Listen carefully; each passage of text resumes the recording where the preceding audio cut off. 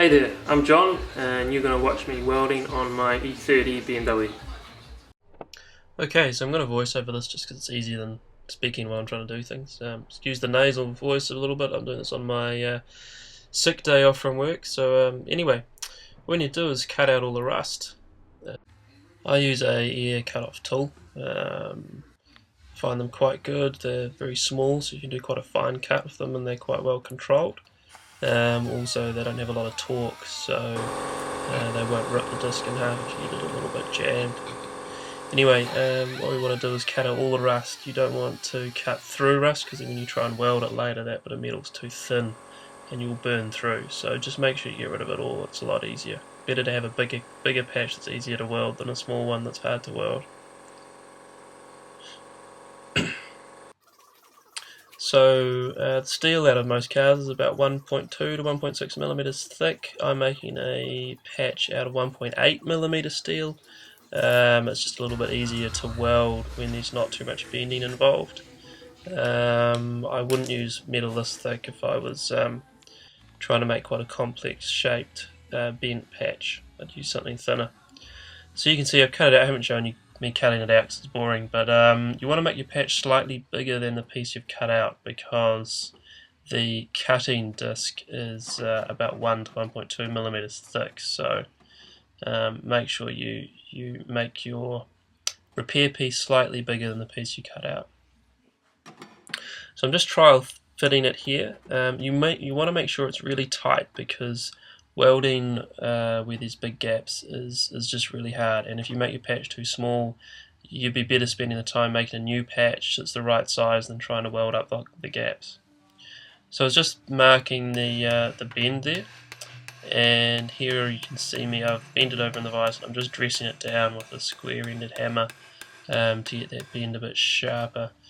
In hindsight I didn't really need to do that because the bend's actually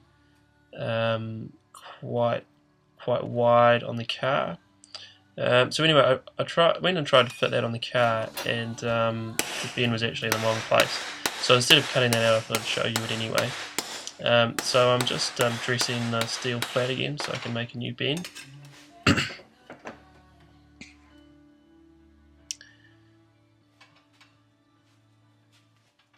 So just hit it over. If you can bend it with your hands, try that, but I had to hit it with a hammer till you get the bend about right.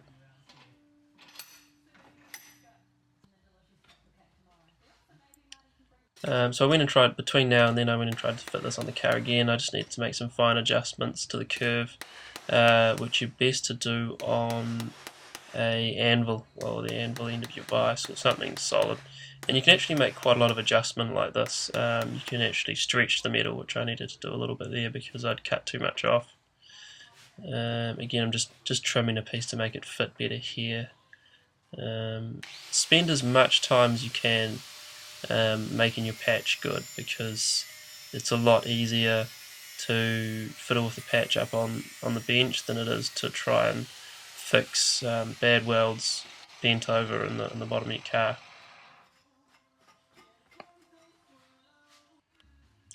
To tidy up the host hole, that's the hole I've cut in the car, I use a angle die grinder, air powered angle die grinder with roll-lock ceramic sanding discs. They get into tight spaces really well. You really need to clean up the weld area with a wire brush or 3M strip disc. You need to get all of that underseal off, all of the seam sealant. Any of this that you leave behind will boil up in your weld and make it porous, and you really don't want that because it leaves pinholes in your welds and just requires a lot of rework.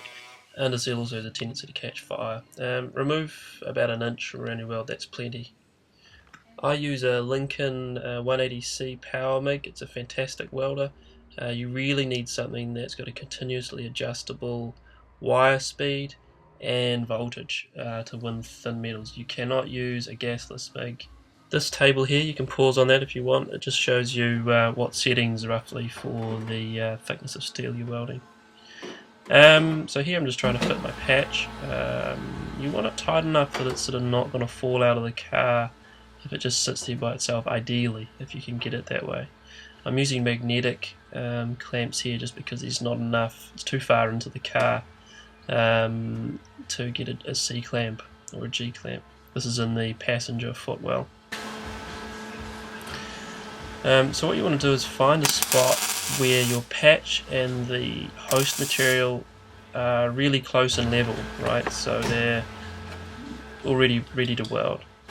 Put a spot, a tack weld there, and then start adjusting your patch in other places and find the next spot that is at the same level or flush with each other where you can put another tack. And if you keep doing this and hitting it with a hammer as you go, you can make the patch fit really well. Don't worry about trying to get the patch to be the perfect contour before you put it in place. You'll spend too long trying to get there, and this method works really well. So here you can see I'm just hitting it with a hammer from the underside to bring up that corner, that top left corner a bit. Sorry I'm in the way of the weld here, I didn't know where the camera was when I had my big head in the way. So here we go, I'm just dressing it up more just to get the metal flush.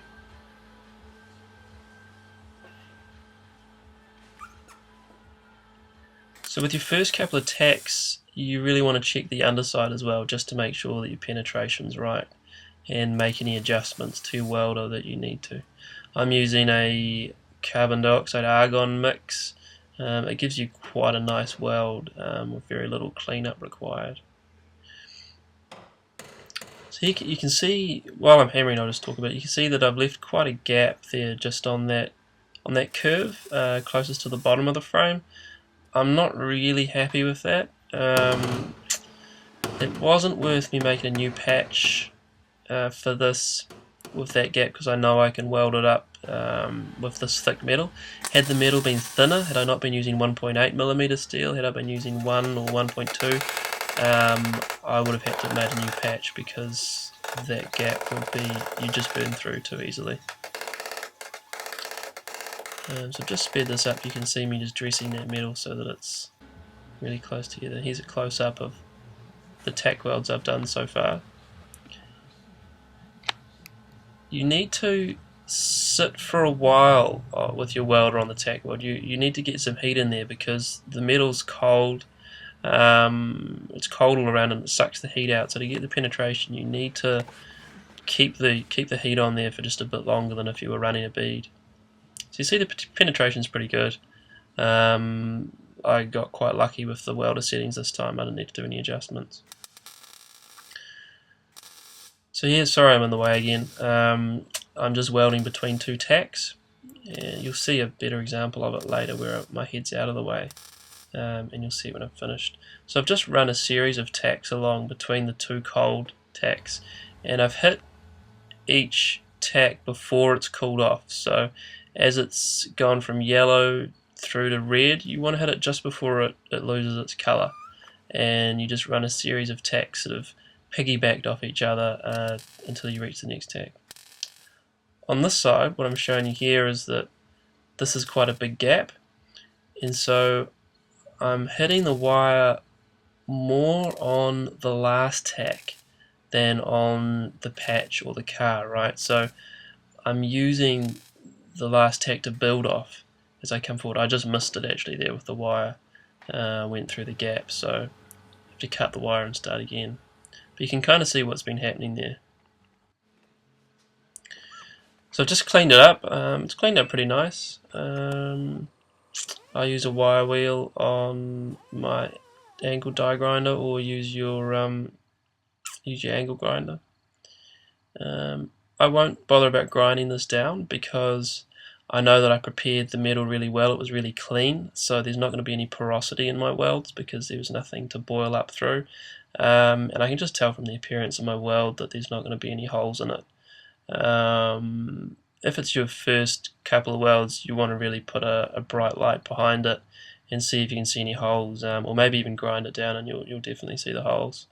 But because it is covered with carpet, I'm going to leave it like this. It saves a lot of work having to grind it down, and it's stronger like this too. This is the underside. You can see a couple of areas where my wire went through the gap before it made contact with the metal. I'll need to grind those off and clean that up a bit.